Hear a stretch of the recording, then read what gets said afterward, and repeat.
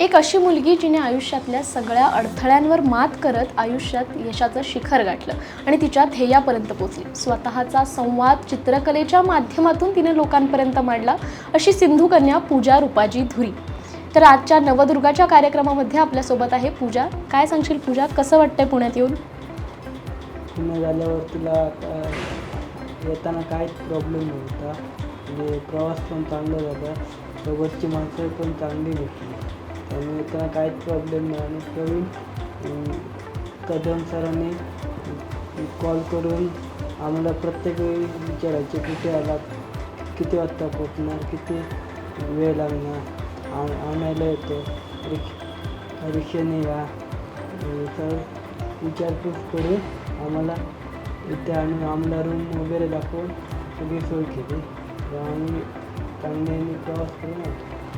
पूजा यांना हा पुरस्कार मिळाला आहे, नवदुर्गाचा पुरस्कार मिळाला आहे, तर त्याबद्दल त्यांना कसं वाटतं? त्यांना हा नवदुर्गाचा पुरस्कार त्यांना खूप चांगला असं म्हणजे मनातनं प्रेरणा देण्यासारखं आहे.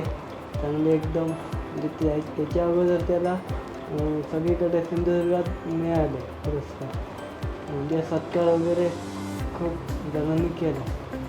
हा पुरस्कार मिळण्याबाबत एवढ्या लांब येऊन तिने म्हणजे एवढ्या लांब येऊन पहिला पुरस्कार घेतला. इथपर्यंतचा प्रवास त्यांचा खूप कठीण असणार आहे, माहितीच आहे, पण तो कसा होता ते सांगाल?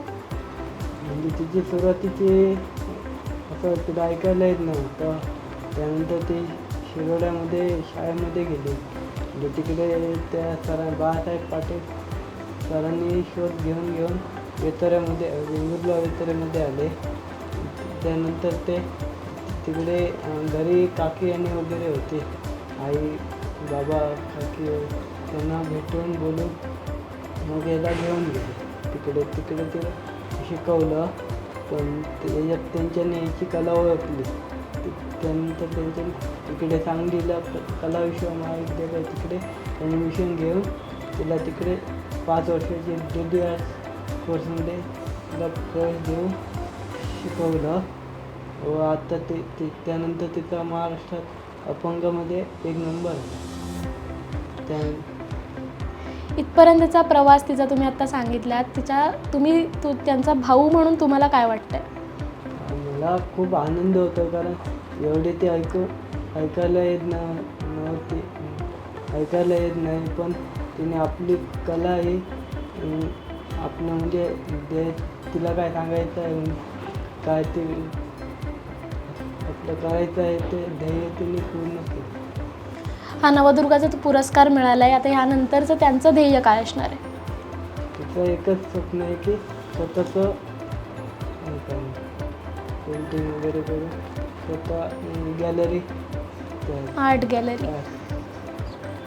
थोडक्यात काय तर प्रत्येक व्यक्तीमध्ये एक कलाकार दडलेला असतो. भावना व्यक्त करायला फक्त शब्दांची नाही तर कलाही उपयोगी पडते. संगीतात किती रंग असतात? संगीतात रंग आणि रंगांमध्ये असतं का संगीत?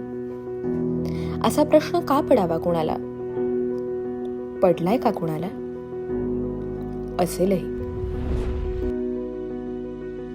डोळ्यांनी जग पाहावं आणि ते रेखाटावं, कोरावं एखाद्याच्या आठवणीत, कुजबुजावं एखाद्याच्या कानात, सांगावं हवेतून वाहत आलेलं एखादं गाणं त्याला.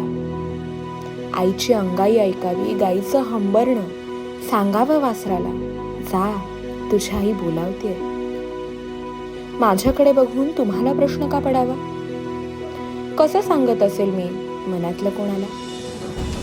हे असं, ह्या सुरांनी, ह्या रंगांनी, ह्या शब्दांनी. आणि एक सांगू, जग ऐकतं.